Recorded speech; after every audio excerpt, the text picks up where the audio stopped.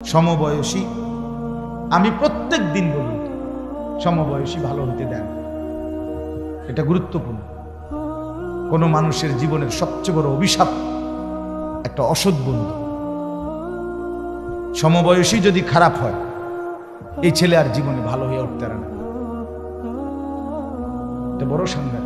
অসংখ্য ছেলের জীবন নষ্ট করে দিছে তার সমবয়সী, চরিত্রহীন বানায় দিছে। সে কোনোদিন মদের আড্ডা চিনত না, কিন্তু ওই বন্ধু নামের জানোয়ার তারে মদের আড্ডা চিনাইছে। সে কোনোদিন জুয়ার আড্ডা চিনত না, জুয়া কেমনে খেলে বুঝতো না, কিন্তু বন্ধু নামের জানোয়ারে তারে জুয়া খেলা শিখেছে। সে কোনোদিন মোবাইলে উলঙ্গ ছবি দেখতো না, কিন্তু বন্ধু নামের শয়তান তারে মোবাইলে ছবি, নাচ, গান দেখা শিখে। কোরআন কারীমে আছে দোস্ত, সূরা ফুরকানের মধ্যে কিয়ামতের দিন অসংখ্য কাফের, বেঈমান, পাপী, নাফরমান নিজের আঙ্গুল এইভাবে দাঁত দিয়া কামড়াবে, কামড়াইয়া ছিঁড়ে ফেলতে চাইবে। ইয়াদু যালিমু আলা ইয়াদাইহি, আর বলবে কেন এরকম করবে? এই কামড়াইয়া দাঁত দিয়া আঙ্গুল কামড়াইয়া ছিঁড়তে চাইবে। আফসুসে আফসুসে, কি আফসুস? আফসুস করবে, ইয়া লাইতানি লাম আত্তাখিজ ফুলানান খলিলা, হায় দুনিয়ার তাকে যদি বন্ধু না বানাই। এটা কোরআন শরীফে, হায় যদি তাকে বন্ধু না বানাইতাম, যে আমাকে অশ্লীলতা, বেহায়াপনা, নারীর নাচ, জিনা, ব্যভিচার, মদ, জুয়া, এক ওয়াক্ত নামাজের কথা যে মনে করায় নাই, ওই অসত্রে, ওই শয়তানকে যদি বন্ধু না। বিকাল ৩টা বাজে বের হইছে, রাতের 10টায় ঘরে ফিরছে, 7 ঘন্টা বন্ধুদের সাথে ছিল। একটা বন্ধু একবারও বলে নাই যে দোস্ত আসরের নামাজ পড়বা না, মাগরিবের নামাজ পড়বা না, এশার নামাজ পড়বা না। তাহলে এরা কি বন্ধু? আসলে এরা তো শয়তান, এরাই ইবলিস। আল্লাহ তো কোরআনে বারবার বলছে শয়তান প্রকাশ্য শত্রু, আদুউম মুবিন, প্রকাশ্য শত্রু। তার মানে শয়তান প্রকাশ্য। তাহলে প্রকাশ্য হইলে কই আমরা দেখি না কেন? এগুলো যে গুনার দিকে ডাকে, গুনার দিকে আমন্ত্রণ করে, গুনার দিকে সহযোগী করে, এই হইল প্রকাশ্য শত্রু। এটাই শয়তান, এটাই। এই জন্য উত্তম সঙ্গী বড় নিয়ামত। আমার গাড়ির ড্রাইভার আজকে 5 বছর আমার গাড়ি চালায়, আমার ড্রাইভার 5 বছরে আল্লাহর কসম চলার পথে আমার জিন্দিগি গাড়িতে, আমার জীবনের হায়াতের খুব কম সময় ঘরে গাড়িটাই বেশি। তা আমার এই 5 বছরে যতবার আমি নামাজের কথা মনে করাইছি, কসম সে তার চাইতে বেশি আমারে মনে করাইছে। আমার উত্তম সঙ্গী, সেই হিসাব রাখছে, ড্রাইভারই খেয়াল রাখছে। আমি হয়তো গাড়িতে বসে ঘুমাইতেছি ক্লান্ত, কিন্তু টাইমলি জামাতের আগ টাইমে মসজিদে দাঁড়ানো, উজুর জন্য সুযোগ থাকা টাইম, এটা সে খেয়াল। এটা উত্তম সঙ্গী কিনা? কত বড় সৌভাগ্য বলে। সেই মনে করায়, সেই উঠায় হুজুর নামাজের টাইম হয়েছে। এই জন্য বাপ, এটা আমি বললাম আপনাদেরকে, ছেলেরা তোমাদেরকেও বললাম, ভাই আলাদা সময়, সমবয়সীর ডানে বামে তাকাইয়া আগাইতে পারতাম, সে তোমাকে আগাইতে দিবে না। এক হাসি দিয়া, এক দুষ্ট কথা দিয়া তোমারে পিছাই দিবে, পিছাই। আমরাও তো ছোট জীবন পার করে আসছি, শহরে বড় হয়েছি, কুমিল্লা শহরের প্রাণ কেন্দ্রে আমি বড় হয়েছি। কাজে আমি তো দেখছি বন্ধুদের আড্ডা, আমরাও দেখছি রকমের কথা, প্রলোভন, সবকিছুই আমরা শুনছি।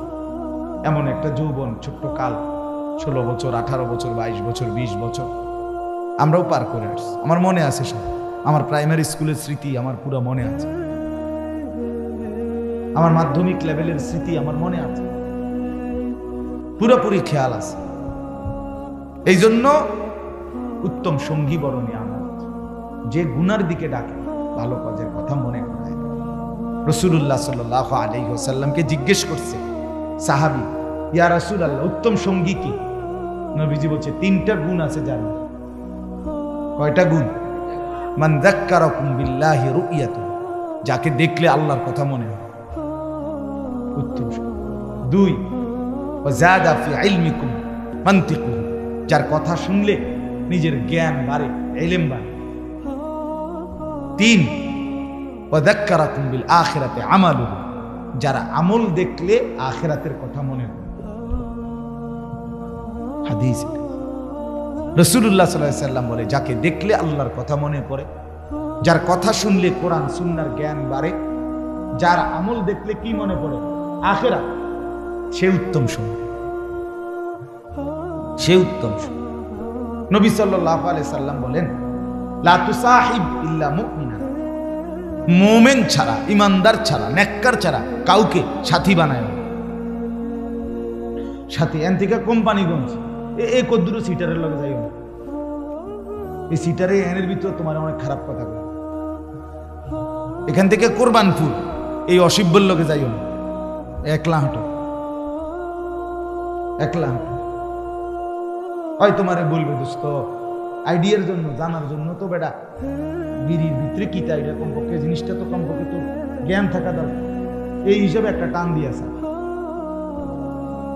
মূলত তারে এটা শয়তানে করাইছে,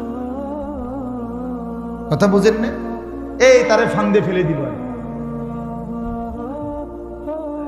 এই জন্য অনেক বড় বিষয়।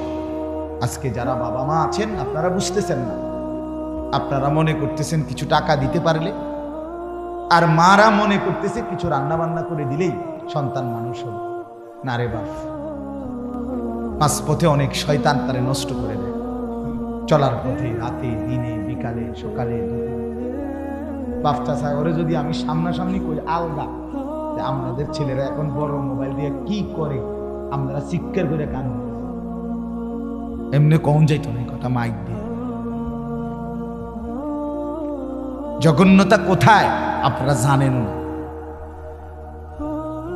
নিকৃষ্টতা কোথায় গিয়ে পৌঁছছে আপনারা জানেন না। অসভ্য আপনাদের মেয়েদের, যে মেয়ে চরিত্রহীন, যার মেয়ে পর্দা করে না, সে কত নিকৃষ্ট অবস্থানে গিয়ে পৌঁছছে আপনি জানেন না। কুত্তা বিলাই ফেল। যে ছেলে নামাজ পড়ে না এক ওয়াক্ত, এই জানোয়ার বহুত আগে জানোয়ারের ক্যাটাগরি পার হয়ে গেছে, বহুত আগে কুকুর বিড়ালের শ্রেণীও পার হইয়া আরো নিচে চলে গেছে। জানেন চেহারা দেখেন, বেনামাজি সন্তানের চুলের কোনো হদিস নাই, চেহারার কোনো হদিস নাই, শার্ট প্যান্টের কোনো হদিস নাই, যেখানে মুতে ধরে এখানে পেশাব করে দিতেছে, পেশাব করে কোনো পানি নেয় না, হাসে কি লেগে তাও কইতারে না, হাঁটে কেন, এতক্ষণ ঘুরতেছে কেন, প্রতিবন্ধী, মানসিক প্রতিবন্ধী, পাগল, তার সিরা। আপনি বলবেন একটা ভালো কাজের কথা, হে আসবো, মানে প্রতিবন্ধী যে। হ্যাঁ হ্যাঁ, বাস্তবতা।